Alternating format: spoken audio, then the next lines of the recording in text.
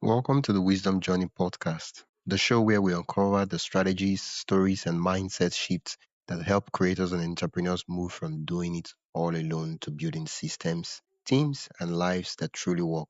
I'm your host, Wisdom Okonkwo, and every week we explore practical ways you can grow your business, reclaim your time, and unlock your next level of impact. Today, I'm excited to be joined by Eden Lovejoy, co-founder of the Virtual GM Matrix and host of the Positively Transformational podcast. With more than 20 years of experience in leadership, general management, and business growth, Eden has helped countless small business owners move from chaos to clarity. Her Virtual GM framework is designed to give creators and entrepreneurs the freedom to focus on their vision without falling into the traps of micromanagement or burnout. In this conversation, Eden shares how to avoid the two biggest mistakes business owners make when hiring, how to build systems that keep teams accountable without nagging, and the powerful shift from we manage things, we lead people. She also offers a practical path for creators who are scared to delegate but know they need to take that leap if they want to grow. Most content creators, they start as solopreneurs, they wear every hat in the business.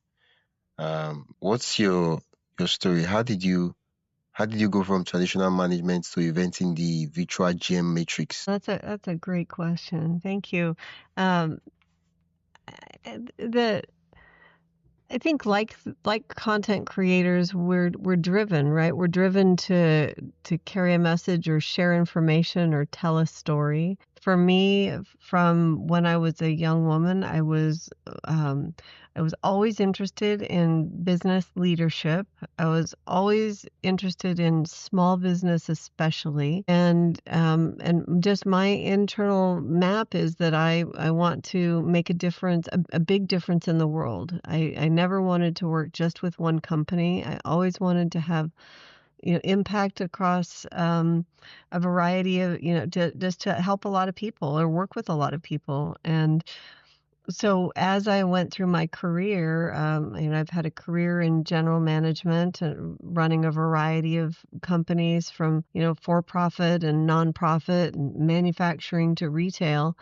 And I just kept track of, what were the key things that I did that had the most impact in those businesses. And finally was able to figure out how to communicate that and put it all together in a system that affects change. Can you tell us a bit about what virtual GM matrix it's about? Sure. So the virtual GM the virtual GM matrix is a system of business leadership that effectively eliminates or reduces the need for the role of a general manager. So the idea is for a small to mid-sized business where you have a team working with you, but don't have and need leadership, but don't have the need for a full-time or the budget for a full-time executive, which can be expensive and more management than you need. The virtual GM is a matrix of 10 steps that, when put in place, elevates the existing leadership on the team to provide the management and leadership that an owner is looking for in their company. So the idea is that, up until now, we've always had one idea or two ideas. One is that the owner needs to manage everything, or two, that they need to hire somebody to manage everything. And I'm here to offer a door number three, an idea that we can work with the team to ensure that management happens in the company effectively and accurately without one person having to be responsible for it all. Oh, okay. You've worked with just a couple of get to know questions before we go deep into the topic of the episode. You've worked with so many small business owners for 20 plus years. What's the number one mistake you see them make when trying to scale their teams? I think there are two mistakes that people often make when trying to scale their teams. One is hiring people that remind us of ourselves. And I did this as a earlier iteration of business ownership and as a manager, where you would interview somebody and be so reminded of yourself that you're excited to hire them and bring them on board. But realistically, we're generally hiring somebody to do the work that we don't want to do. So we need to look for a different profile of an employee than a mirror of ourselves. So that's one. And then two, the second mistake that I see is people hiring only to skill set. And that's kind of a funny thing to say because obviously we're hiring talent to our companies, but we want to hire people who are inspired by our mission and have energy and enthusiasm for what we're doing that's bigger than just a technical skill set. So especially if we're wanting to grow a team that's going to operate independently and really take ownership of their role, it's very important that our team be inspired by the work that we're up to more than they are. I mean, I can teach people technical skills if they have the basic talents, um, intellect, willingness, go-to attitude. We can teach people skills, but you can't teach that go-to attitude and engagement. Well, you said earlier on, you said one of the mistakes people make is the hire people that mirror them. What exactly does that mean? Well, for me, it looks like, say, when I'm a 40-year-old business owner, at one time, I'm interviewing somebody who reminds me of a younger version of myself. And I think, oh, like I'd really love to work with this person because I have an instinct for what they might be capable of. But really, it's just human nature, right? We hang out with people that we like, and we tend to like people who remind us of ourselves. But if I'm an entrepreneur and I am needing somebody to do tedious, repetitive, detail work that I would never want to do or that I'm exhausted by doing, I want to hire somebody who doesn't look and sound like me, who's, not necessarily entrepreneurial. I want to hire somebody who's detailed, meticulous, and happy to do recurring and repetitive work. Okay, okay. Now I understand. Yeah. The word management, it makes a lot of creative people cringe. Why do you think that is, and how does your system fix it? Oh, that is such a great question. I think the word management makes creative people cringe because we don't want to be managed. We don't, the idea that I think the word management, it, it makes us think about rules and regulations and policies and procedures and things that feel regulatory and burdensome, right? They're opposite, everything opposite of creativity and freedom and the things that a creative person enjoys. And so what I love about the virtual GM matrix is it is an entire system that's flexible. It's not like a one size fits all, everybody should be doing the same thing. It's a framework that each company can uh, implement based on their mission, and each owner can implement based on their mission and values to create a culture that's reflective of who they are. So it's flexible and creative in that way, but also it's a system that's designed to um, uh, support people in bringing the team and bringing their own creativity. So, I tell people we manage things, we lead people. Mm, we manage things, we lead people. Wow, such a nice way to So look what at we're it. up to here is about building the skill set of how to lead the team into the behaviors, contributions, creativity, energy that we want and need in our company. Wow, wow, that's what called sound bite. Wow, you just dropped it. Wow, that's wow. We manage things, we lead people. Wow, that's my key takeaway for this episode. Wow, wow, thank you so much. One of the things, and this is coming from me as a creator, and a lot of other members of my audience, is that they hire help, but at the end of the day, they end up spending time micromanaging these persons, or even ending up frustrated. So for me, the question is, how does the virtual GM matrix stop this cycle? How can we deal with that problem? The cycle of micromanagement. Yeah, when you hire people and then at the end of the day you end up micromanaging. The day you stop micromanaging, everything goes, everything goes wrong. It goes wrong. Um, well, if that's the experience that people are having, right, that I either have to micromanage or everything falls apart, then what that would suggest to me is that um, the there aren't the right tools in place for leading the team. What we want to do is really communicate or have on board people who understand the results that they're accountable for, right? So I talked earlier about inviting people onto the team who are passionate about what we're up to. So one thing is they have to care about the work. Then we need to be very clear in communicating what the outcome is, not the input. So when we're micromanaging, we're managing, did you do this task? Did you do that task? And what we want to get to is a place where we're asking, did you get this result in the timeline that was established? So it's about changing the communication with folks from task to task to task to a communication of expected outcomes, resources available to achieve the outcomes, and timeline the outcome is required by. And then building trust in that. And so how do we build trust in that?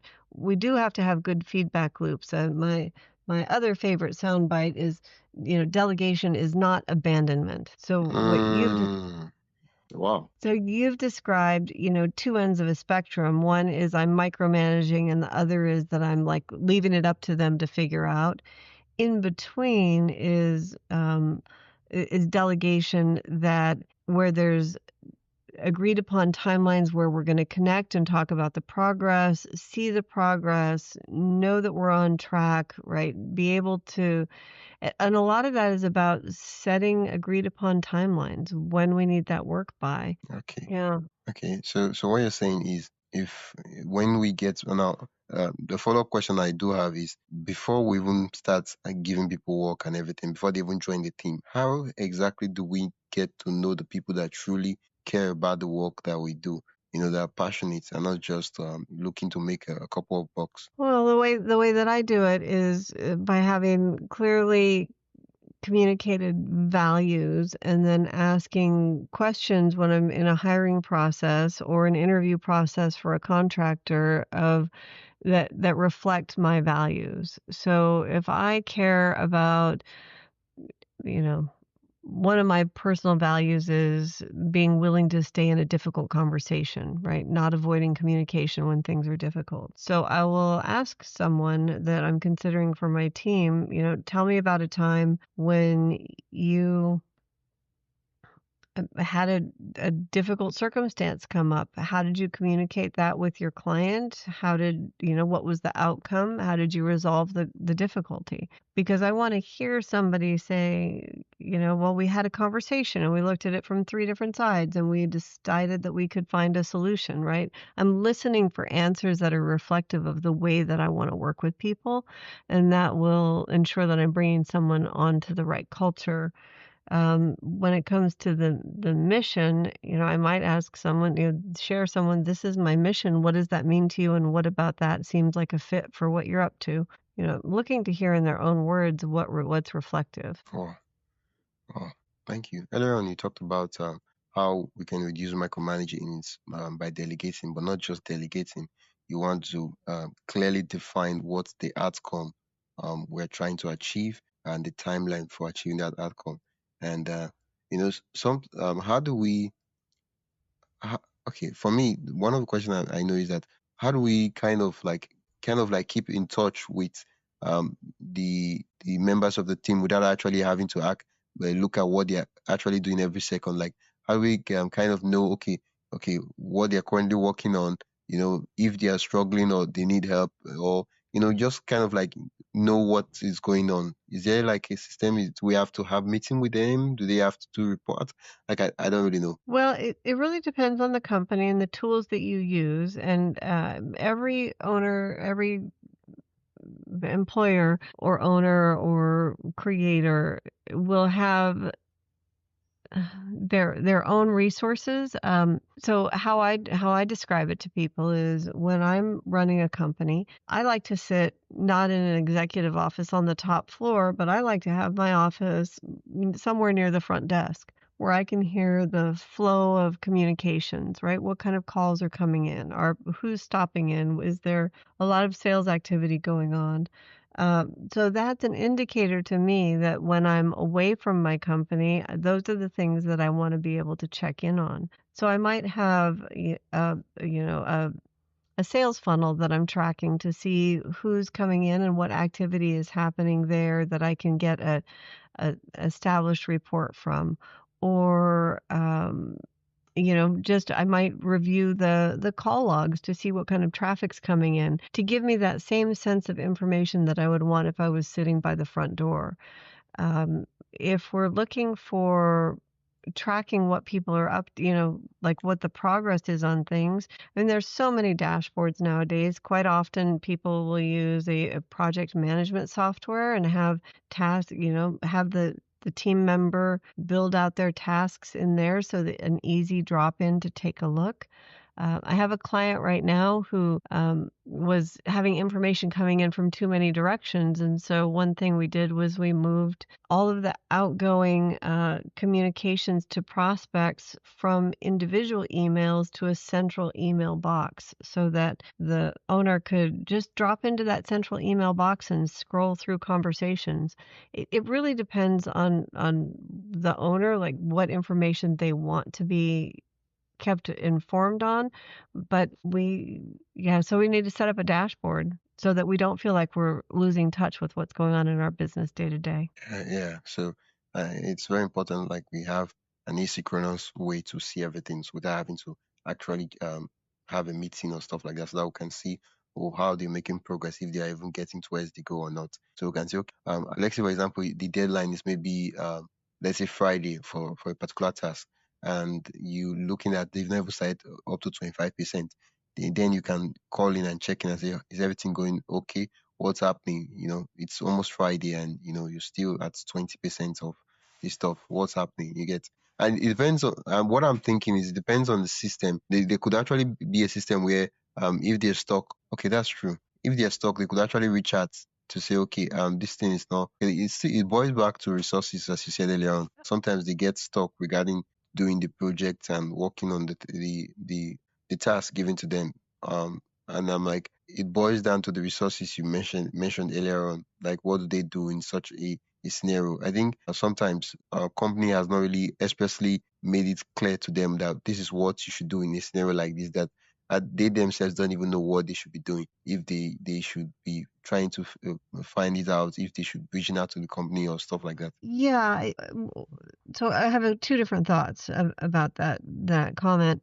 One of the things that I like to do that's maybe just a simple trick that can be helpful is to let people know, so the deadline for this is Friday. If you have any sense that you're not going to be able to complete it by Friday, I need to know by Tuesday afternoon so that I can bring in additional resources so we make sure we get it done. So Yeah, then I'm giving them two different layers of a deadline, right? The first is this is the end result needs to be complete here, but the other is this is where I need to know if we're off track. And we're going to check in on Tuesday afternoon to make sure that everything's on track, right? That builds in an extra layer of accountability. yeah, yeah. That's one Thank thought. you. Yeah, thank you Yeah, so much for that. sure. The other piece is we're talking about resources. I don't want to have anyone on my team that I don't trust is dedicated to completing their work and having the skills to do that. My role as a delegator, supervisor, leader is really twofold. When I have an environment where people are trusted to be doing their work, then my responsibility is to establish priorities and allocate resources to help people out with additional resources if they're feeling like they're stuck and can't accomplish their goals, and to make sure they know what their priorities are. I mean, that's really my role as a coach and a leader and a supervisor, to get people the information and tools they need to be successful. Because I'm really pretty sure most people show up wanting to be successful. Yeah, People yeah, are looking for successful outcomes. yeah, yeah. Oh, that's true. Like the way you just you came prepared, honestly.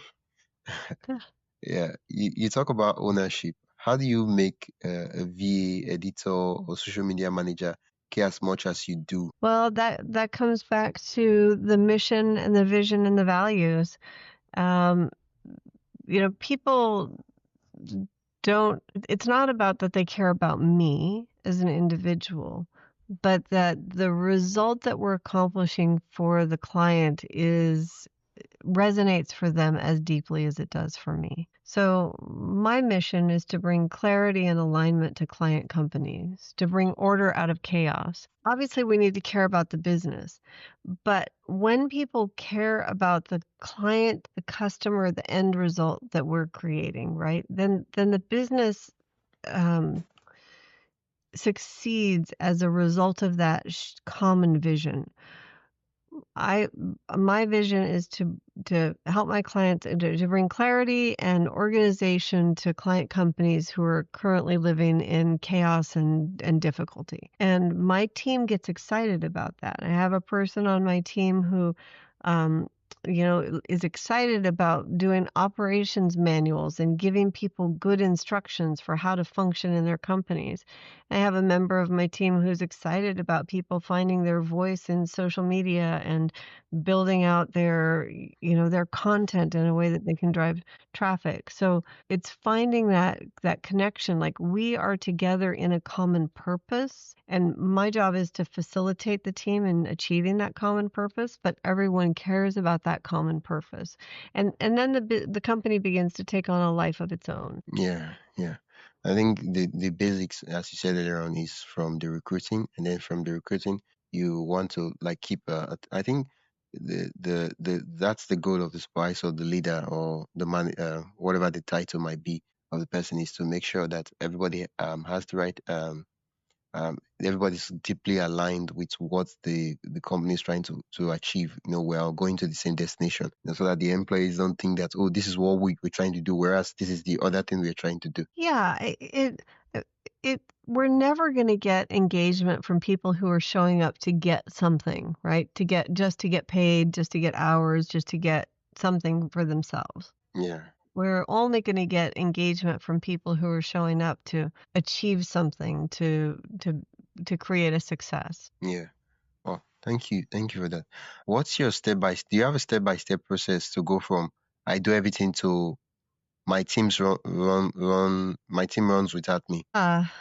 Well, from I do everything where I don't have any team members, Yeah, it's like to starting from that place. yeah, yeah, Well, first is to get past the hurdle of insisting on doing it yourself, right? So we have to get to a place where we have enough volume of transaction to be able to bring on somebody else to delegate to. When I brought on my first employee years ago, and I tend to work with employees versus contractors, which I know is not necessarily the norm, but certainly this all applies. But I tend to use the term employee or team member. One of the best pieces of advice that I got before I hired my first person was, if you can stand to have things done to 80% of how you would do them, then it's okay for you to have a team. And if you can't stand that, then you should just stay a solopreneur and create what you can create on your own. wow. So the first step, go ahead. No, I'm like, wow. The first step is that we have to get past the idea that that people that we bring on are going to do exactly what we would do, exactly the way we would do it.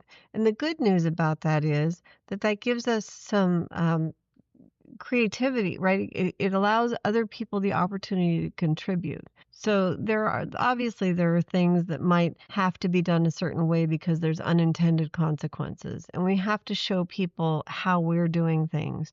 But uh, if we insist that it has to look and feel and be exactly what we would do, we're just setting ourselves up for frustration because no two people are exactly alike, right? If we were exactly alike, one of us would be redundant and not useful in the world. So we have to have the elasticity or the flexibility to embrace the contribution that other people bring. Yeah. So, oh, go ahead. No, I I said yeah.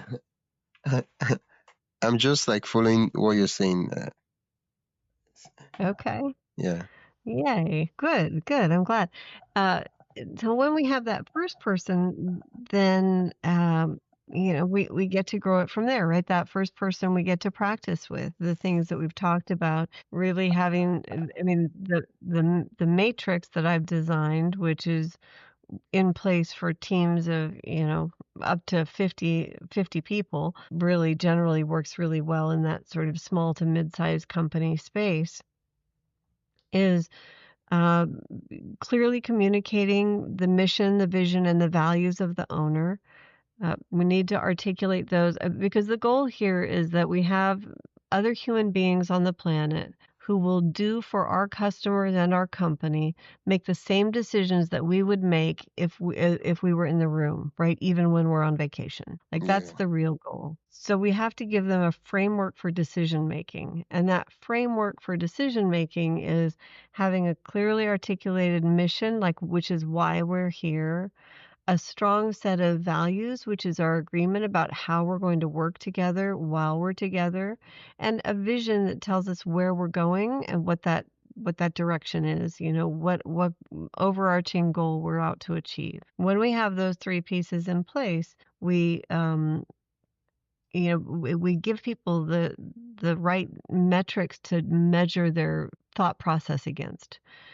And then, yeah, then after that, we want to be really clear on who's responsible for what. One of the common things that happens is that you bring on a couple of people onto the team and everybody starts trying to do the same thing. And it feels like the owner is still doing everything, even when they have people on the team, because there's not a clear communication about who's responsible for what and what the handoff is and what that looks like. So we need to define the roles very clearly, and not only the roles of what people are accountable for, but it's super important to define the authority that people have to achieve those roles.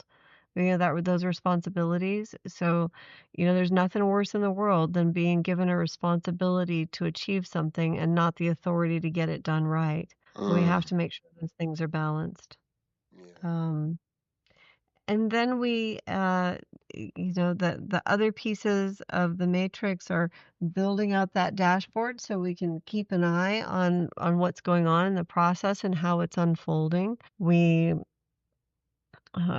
There's a system in how we test new ideas so that other people can contribute to what we're going to do next. We definitely, continue to develop skills and team engagement and working with each other to, mastermind ideas and building, communication and cross communication in the team. Um, yeah, so those are the pieces that we put in place. Wow. Okay. We've hired people now. We've put in some of the systems. For me, I would like you to go deeper into how do we set up standards, put in systems such that when we delegate work to the team members, we don't lose the quality without when we delegate it out. Well, I think it's yeah. So one additional piece that we want to put in is that operations manual or a style guide, right? Like there's a definition of what right looks like. This is what accuracy looks like. This is what and I don't know what a good example would be for the audience here, but if our content always needs to have something informational, something current, some link to some additional piece of resource, we can define that and ensure that people know what what's required for a piece of delivered content to be successful in the environment, right? We have to let people know what good looks like. Yeah, I mean it's all part of the onboarding process, the SOPs, the operation manual, and whatever the name might be in the specific case scenario. Yeah, and what one of the things that I think owners quite often feel is a stumbling point is that they feel like they have to be the one to write the SOPs, the manual, the thing.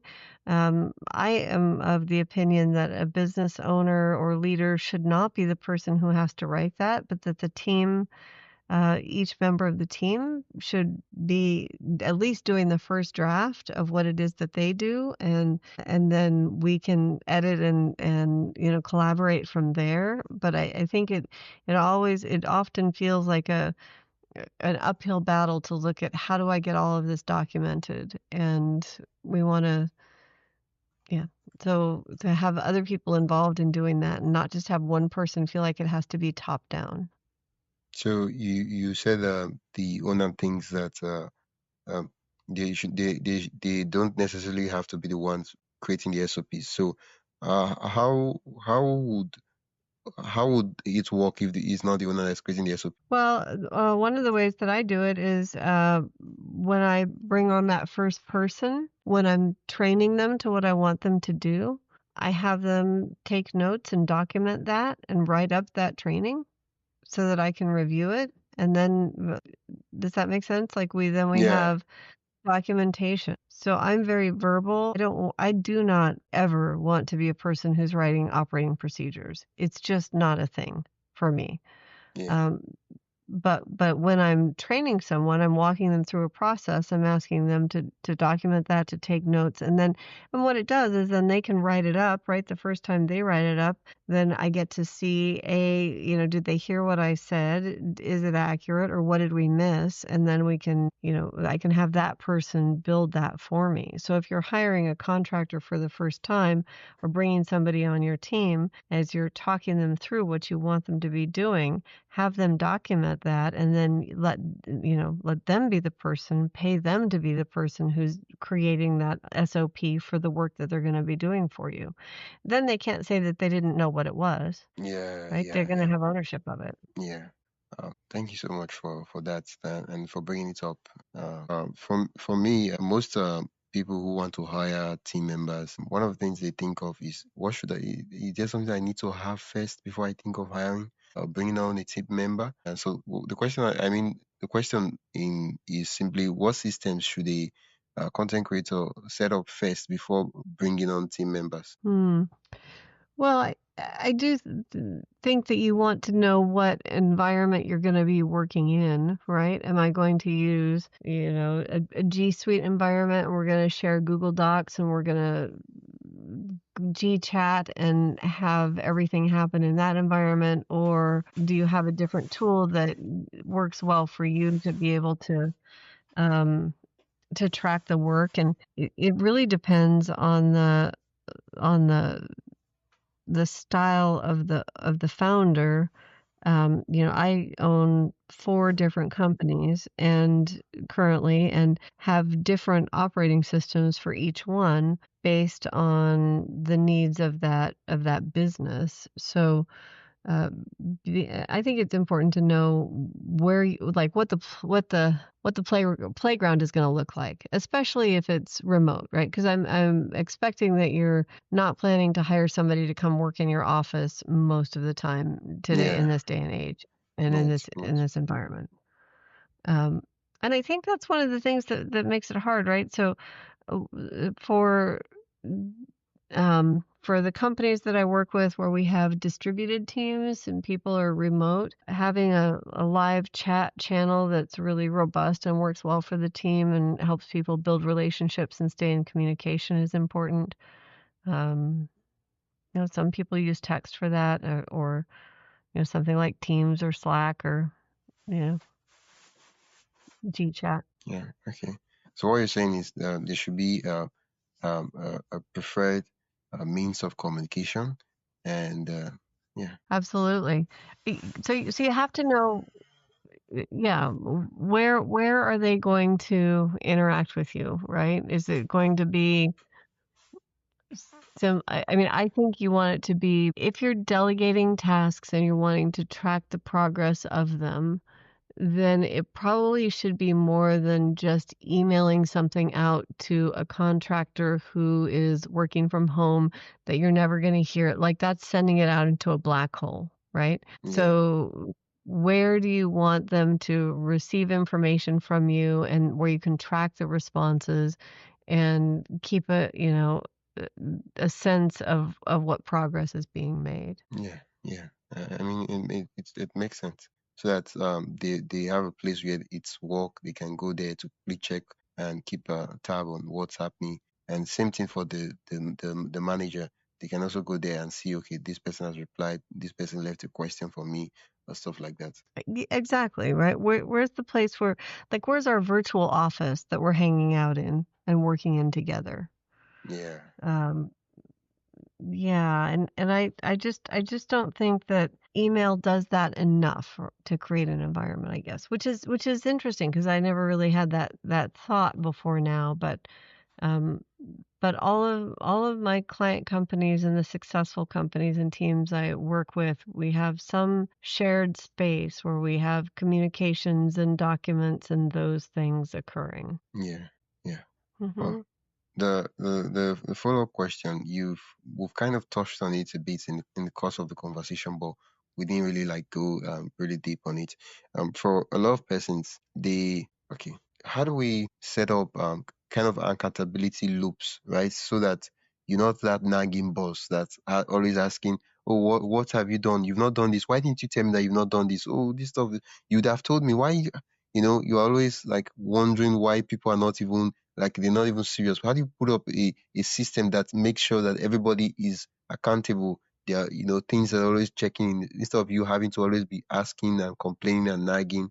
There are just systems in place that the keeps the employee on track and helps to um, check and give feedback and all that. I mean, I think at the end of the day, um, for me, if I have somebody who I'm always having to nag and coax and poke to get things done, they're not going to stay on my team. So you have to be willing to have the follow through. I mean, if a mentor told me years ago, if somebody's not doing what I want, it's for one of three reasons. One is that I've not clearly communicated the expectation. Two is that I've not provided the appropriate resources for them to accomplish the task. And three is that quite simply, they're not a fit for the job. It's very practical, right? Like my part is to communicate the expectation, to make sure you have the tools and resources, and then to anticipate that based on our agreement that I'm compensating you to complete the work, and that if you have the skills and abilities that you'll accomplish the work in the timeline we agreed to. If Yeah, someone's showing up and they're not able to do that, or they need me to be, checking in and texting every day and are you on it and did you do it and can I remind you? Like that is not a good use of my energy or a good place for me to spend my time. I'm not willing to do that. yeah, yes, yes, sir. So true. I like that three reasons you gave for someone not doing the job. Well, and that information was given to me years ago. I used to get really upset when people didn't do what I wanted them to do. I would get really emotionally involved in that and upset about it. And so this mentor was saying, three things. Either you haven't given them a clear understanding of the expectation, you haven't given them the tools to be successful, or they're not a good fit for the job. And her point was, upset or anger is not an appropriate response to any of those things, any of those three things, right? Like it's not necessary. I just get to be in the question. Did I clearly communicate the expectation? Was it understood? If the answer is yes, were the appropriate resources the right amount of time? Did we have a conversation about what was needed to be successful? If the answer is yes, and a person's still not accomplishing the goal, then probably they're not a good fit for the job. So I mean, yeah, you train people how to work with you, right? I mean, I train my team how to work with me. If I'm continually checking in with them, making sure it's getting done, right? Then the day that I don't do that or I'm out of town, it is going to fall off the rails because they're expecting that they're going to get that kind of check-in coaching, whatever, in order to get things completed. And I don't want to train people to that. Yeah. We've talked about technical aspects of managing the team and all that. So, what would you say is the biggest mindset shift a creator needs to trust their team? Well, I think I've mentioned it earlier is, I have a core philosophy that people are showing up 99.9% of the time. People are showing up because they want to be successful, right? They want to have a good experience, to have a good outcome, to have the attaboys, to be appreciated. The intent is good. So we need to help people know what that looks like. And the thing about trust is the tough thing about trust is that you can't build trust without taking the action of trusting. Mm, yeah. I can't manage you enough until I trust you're going to be good enough to then take my hands off the reins. I have to give you the room to be successful so that I can develop, I can build that trust and then reinforce it. So one strategy might be when you're working with somebody new is give them smaller, less critical projects to be independent on and complete on time. If you can't complete a simple project independently and on time with good quality, then you're certainly not going to be able to complete a larger, more important project.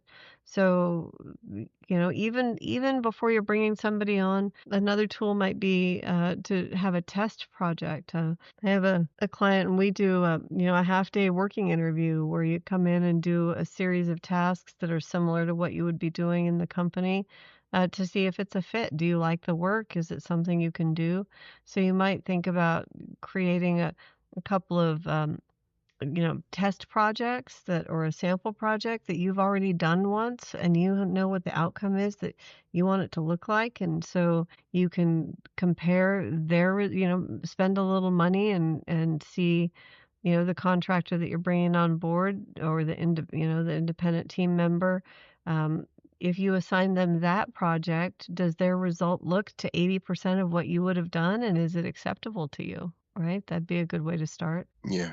Yeah. Oh, can you share with us a kind of like a quick case study of a business creator who kind of scaled their business or content? I don't know what I don't know if I'm just like alternating with the examples you could share because I don't know the type of case studies you have using your method and what's kind of changed for them, kind of like before and after. Oh, a before and after story? Yeah, yeah. Sure. Well, I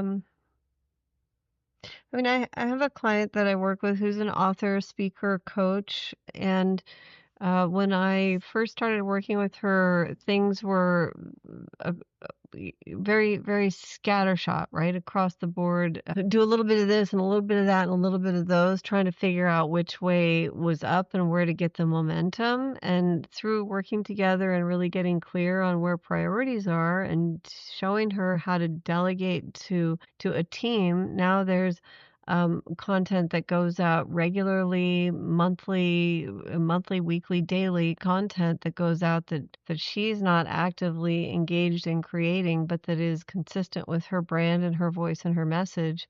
Um, because the focus was on how do we delegate and how do we do it well and how do we build those frameworks and put those operating procedures in place. And so the difference between when I met her, really kind of being in that place of how do I make ends meet and,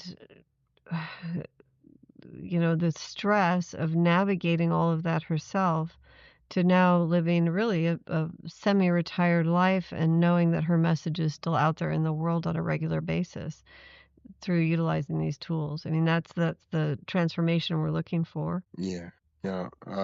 Quickly, I just want us to, talk about some kind of like two to three controversial questions not that controversial, but yeah. Uh, you say traditional management is dead. Does that mean job titles, KPIs, and organization charts are dated? No, those are all tools that are important, right? Role definitions and what I find actually is that people feel like they don't need an org chart, and I would suggest that an org chart um, is helpful because it helps people know where their part starts and another person's, where their part stops and another person starts, and also where there's opportunity for growth. Valuable thing that I see about org charts is when I do an org chart for someone, we color it in. So we often find that the owner or the founder is really working in five different, layers of an org chart. And so it's helpful to help streamline and organize that. So KPIs, org charts, and role definitions are all very valuable parts of the process. Absolutely, because they help provide that framework for people to know what they're responsible for and how to get it done. There's this saying that if you want it done right, do it yourself. How do you respond to such uh, a statement or mindset? Well, I mean, absolutely. If you want it done right, do it yourself, and then just recognize that you're limiting your growth to that which only you can do. And that's an okay choice. It's a valid decision if that's the way you like to live. Yeah. But it has a natural capacity limitation, right? If you want to do more, then you need to invite other people into play. Uh, could AI tools replace human teams? Where do you draw the line between automation and real leadership? Oh, I guess that question's evolving, right? As AI is evolving. I think that AI has the ability be to provide leverage for what teams can accomplish. Um, I just think the roles begin to look different when we're leveraging AI, and our impact becomes greater because we have that leverage. So it might change the structure of teams and the tools that we use, but I don't think that people are going to become obsolete. Yeah, yeah. Well, thank you so much for the uh team management and leadership gems you just dropped on this podcast episode. My pleasure. Absolutely. I've Uh, enjoyed the conversation. Yeah, one thing I wanted to clarify is the virtual GM matrix. What are the constituents of that matrix? What are the components of that matrix? You didn't. I'm not really sure you got to mention that. Oh, we did. We walked through them. Mission, vision, values, org chart, team engagement, dashboard, mastermind, and growth strategies. I mean, not necessarily in that order, but those are the general components. Okay, okay. Uh, if listeners could take one thing from this conversation to start freeing up their time, what should it be? Well, to free up your time, I would circle back around to my previous answer. Make a decision. Make a decision if you want to have someone else to assist you, that you're willing and ready to do that, and that's a mindset shift. And finally, what's your one piece of advice for a creator drowning in work but scared to delegate? Well, fear is a mind killer. So do the mindset work to let go of the fear and trust that there's going to be some lessons along the way, but we can't grow without stumbling a bit. It's just a process. Nothing is, no growth is fatal generally. So keep going. Stay the course. Thank you so much. Where can listeners learn more about what you do and connect with you? Well, so I do want to get the message of the virtual GM matrix out into the world. So for listeners on this podcast, my gift to you is my book, Activate Your Virtual GM, available at freebusinessbook.com. And important to note, there's no S at the end of that book, so it's freebusinessbook.com. And please feel free to download the book or message me through that space. There's ways to contact me, and that'd be a great place to find me. Yeah, thank you so much, Eden, for coming on the podcast. I really, really, really appreciate you, and I learned a lot, and I know that my listeners will have learned a lot too. Well, I hope so, and thank you. I did really enjoy the conversation today. Thanks for having me. Thanks for tuning into Wisdom Journey. I hope today's episode gave you practical steps and fresh ideas to keep moving forward. If you found value, be sure to subscribe and share this podcast with a fellow creator or entrepreneur who'd love to learn too. And don't forget to sign up for the newsletter and the link in the description for more resources, experiments, and lessons straight to your inbox. Until next time, keep building, keep learning, and keep walking your own wisdom journey. Yeah.